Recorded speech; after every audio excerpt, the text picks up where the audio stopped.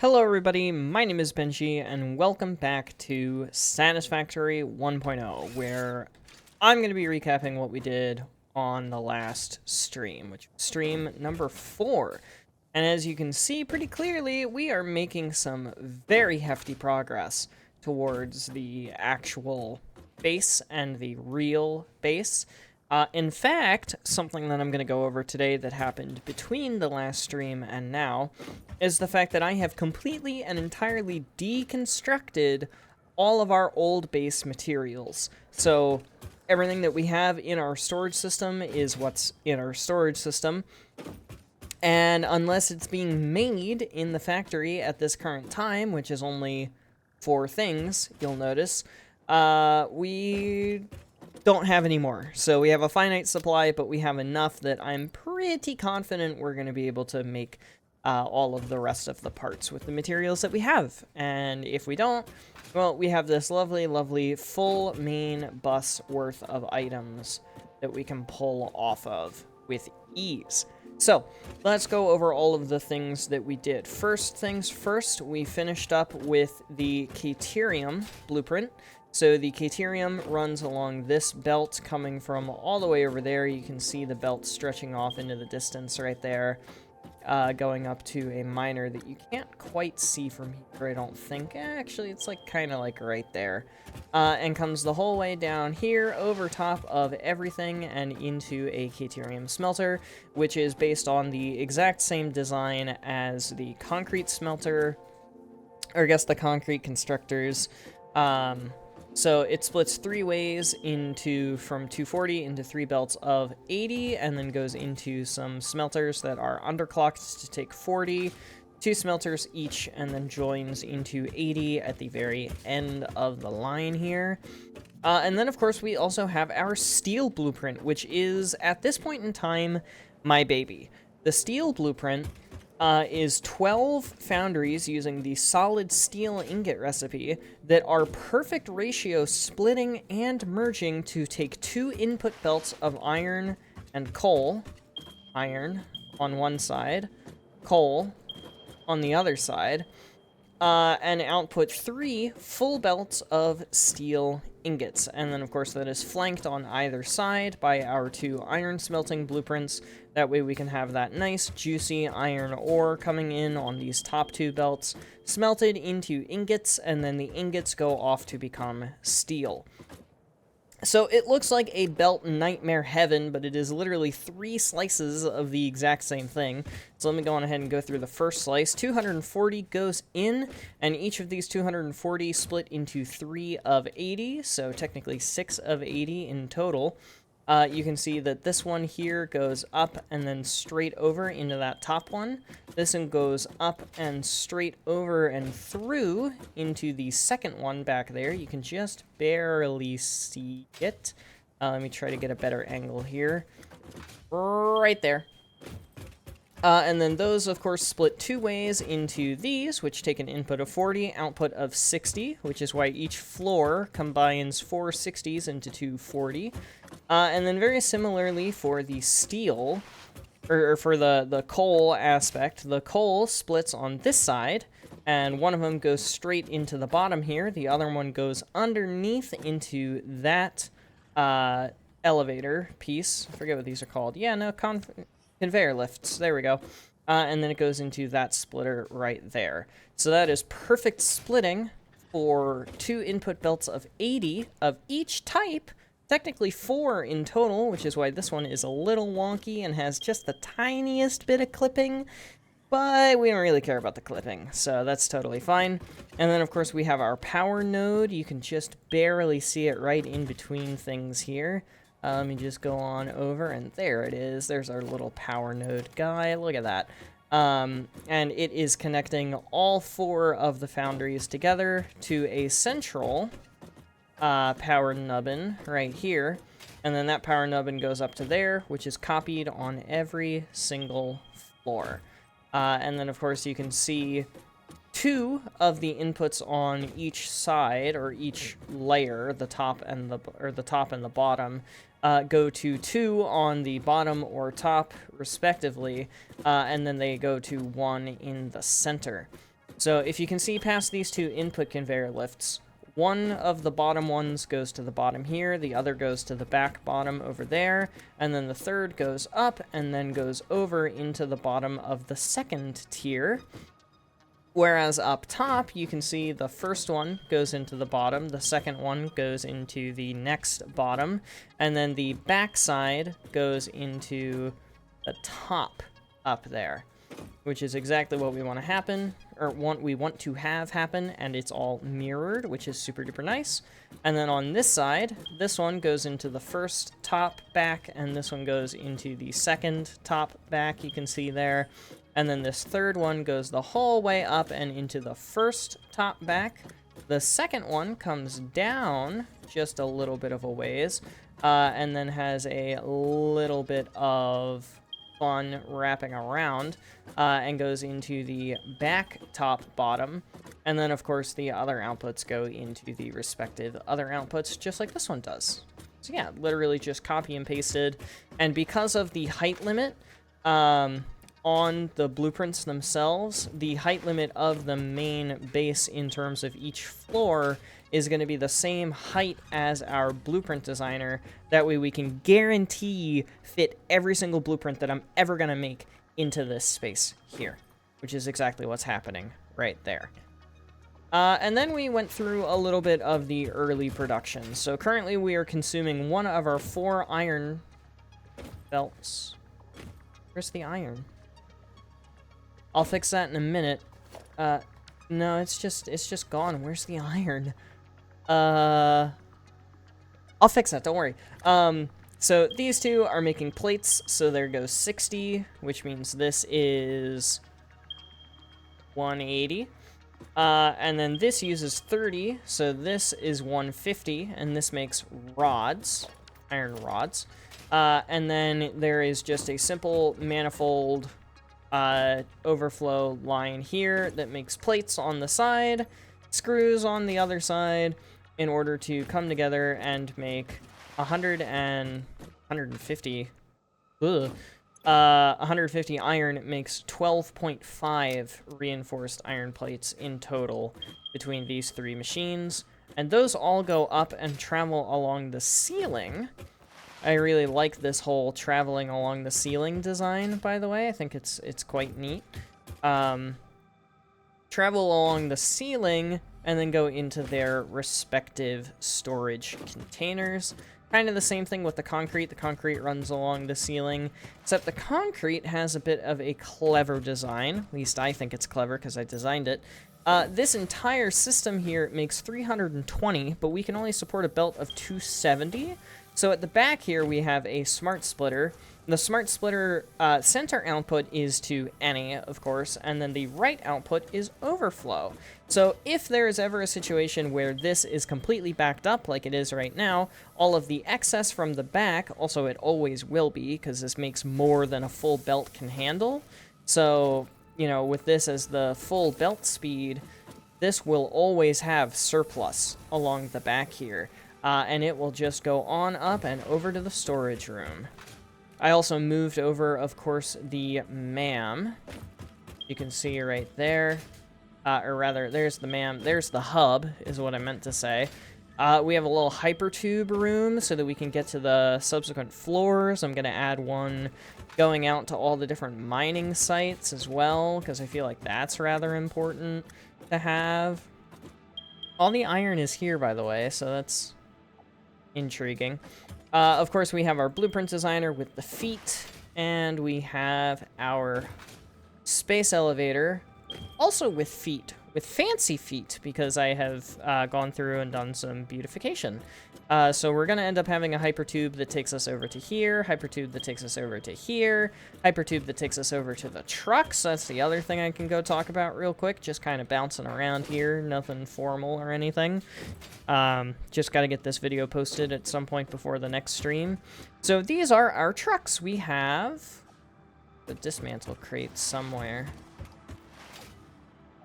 I don't know where that is or why that is. I will have to go investigate at some point in time.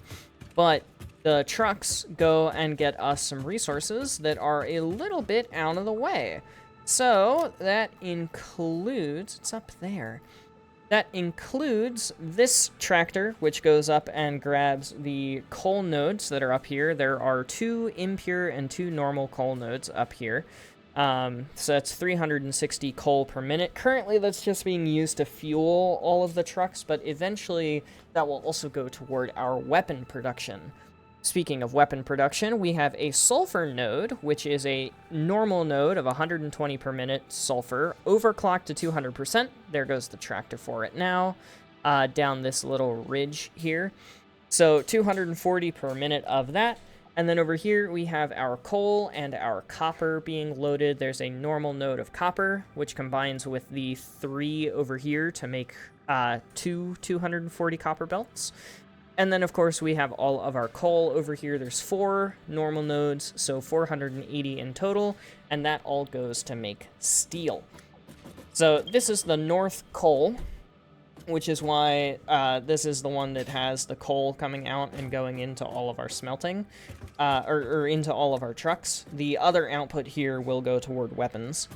This one here is the steel coal, so you can see the steel coal running from the trucks all the way around and into the steel blueprint. Then we have ourselves the sulfur truck, which is currently not being used. Of course, that's going to go to weapons. Weapons are probably going to be in this little gap right here, or at the very least the noblest, or the like compacted coal side of things are. The black powder, I think it is. Yeah, black powder. There we go. Coal and sulfur make black powder in an assembler. So that is going to all just go right here, because we want to leave more room for more trucks. And then our copper, which goes up and all the way around to combine with the other copper node, and make ourselves that second belt of iron. And that is pretty much all that happened on stream. In terms of stuff that has happened in between streams, something that is special / important to note. Oh no, all of this is offline. What the heck happened here? What in the world happened? I must have accidentally disconnected a belt or something, or the wire when I was doing architecture work down here. Making all these nice little supports happen. I guess that must have been what that was. Oh well, that's restarted now. The other thing that happened off stream was the roof.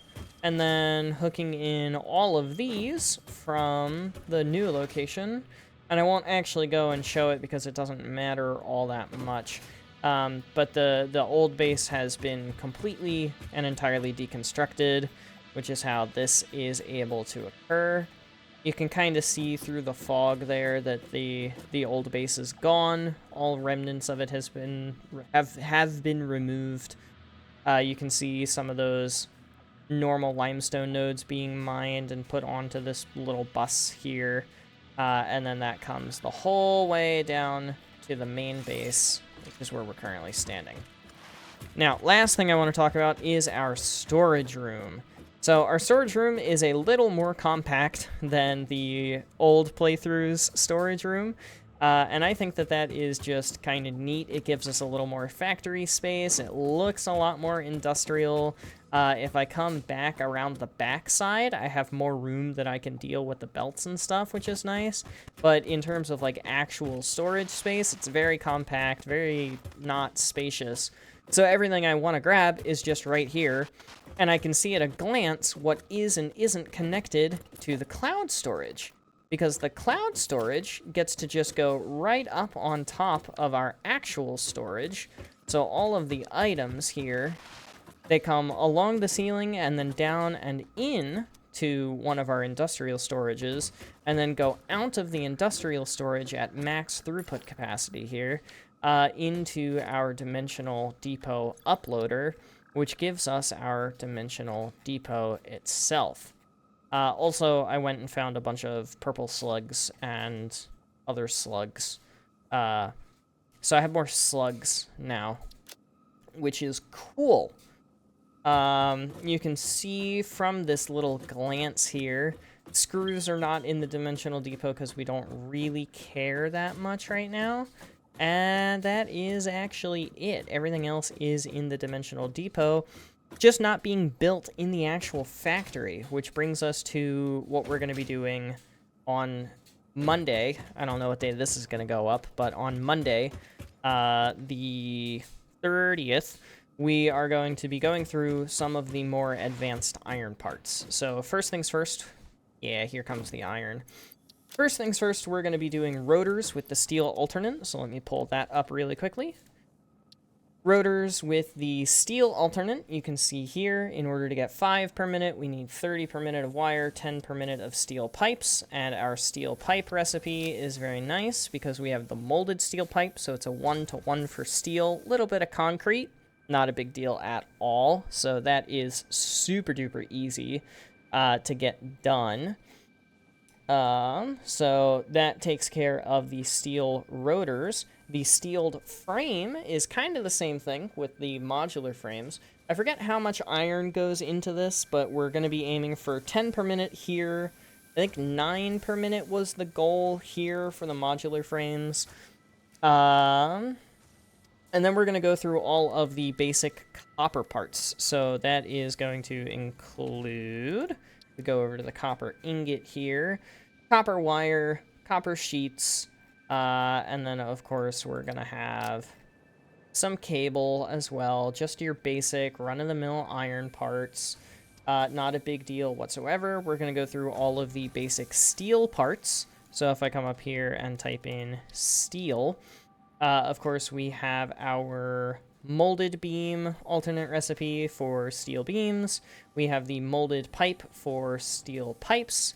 And then for the encased industrial beams, we're going to be using a combination of the encased industrial pipe and the molded steel pipe to save a ton of steel. Because this is a 6-to-1, which means it's a 6 ingot to 1 beam, versus over here, even with that really nice molded beam alternate, it's a 3-to-1, which is a 24 divided by 3 is 8. So it's an 8-to-1 as opposed to a 6-to-1.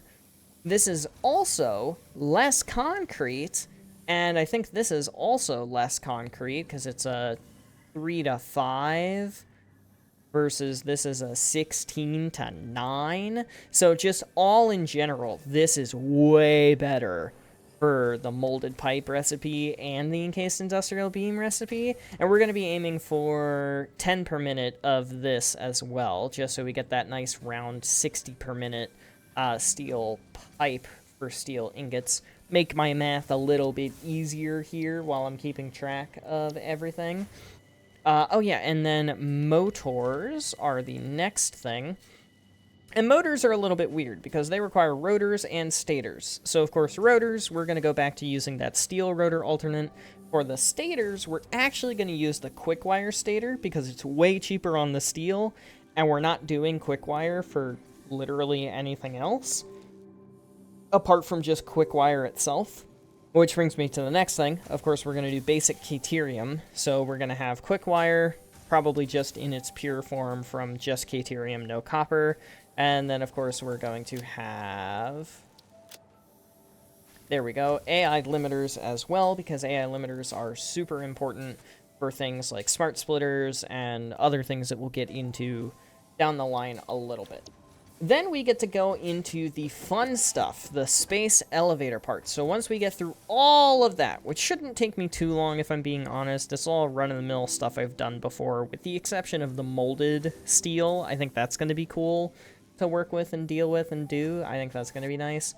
After that, we get to go into all of the space elevator parts. So starting first things first with the smart plating, we're going to have the steel rotor, of course, and we're going to have the base default reinforced iron plate. So it's going to be 120 iron, 30 steel, and 30 copper, I want to say. Yeah, 30 steel, 30 copper. So at that point, we probably will have consumed an entire belt of steel and an entire belt of copper. and an entire belt or two of iron. So we'll be lacking in iron and stuff, but then we'll be getting into the train territory. So that's great.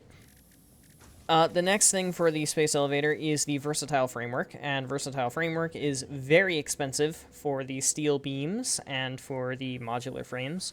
Also, we're going to be aiming for 10 per minute on the smart plating.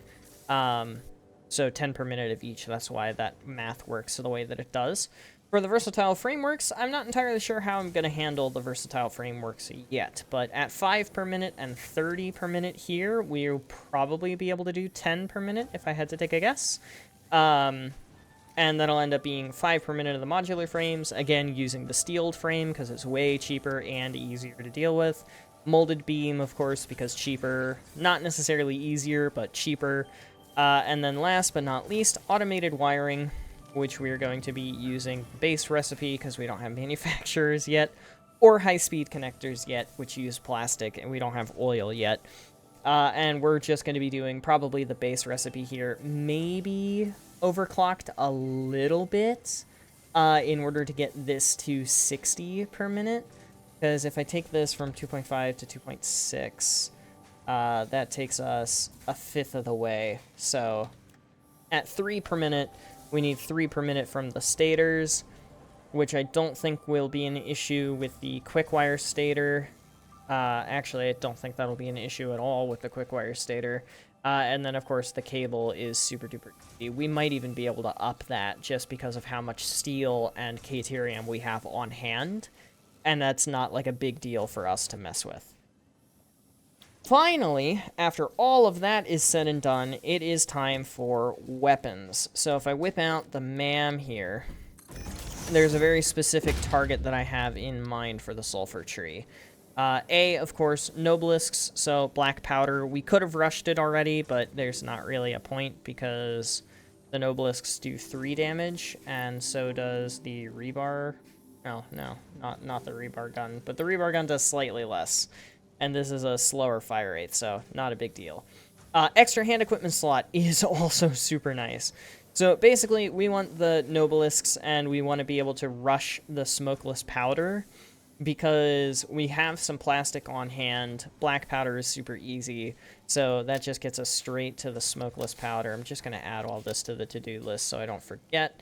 And then with that smokeless powder, which I don't think is very expensive, doesn't show the recipe, but I don't think it's very expensive, we'll be able to do the explosive rebar. And the explosive rebar is going to be a huge upgrade over our current rebar gun capabilities. And with all that said and done, we are pretty much at that point gonna just be hopping straight into the next tier on the following stream. So yeah, that's gonna be it for next stream, which is going to be part 5. Part 6 is then going to end up going into oil and all of that lovely, lovely nonsense. So that's going to be it for today. Thank you everybody so much for watching. I hope you have enjoyed. But without further ado, adios, sayonara, au revoir, hasta la vista, das vidania, avidizien, ciao, and goodbye. Please have yourselves all a fantastic rest of your day. Get some sleep if you need to. Don't forget to stay hydrated. This video is in the bag, and I'll see you all in stream on Monday. Later, y'all.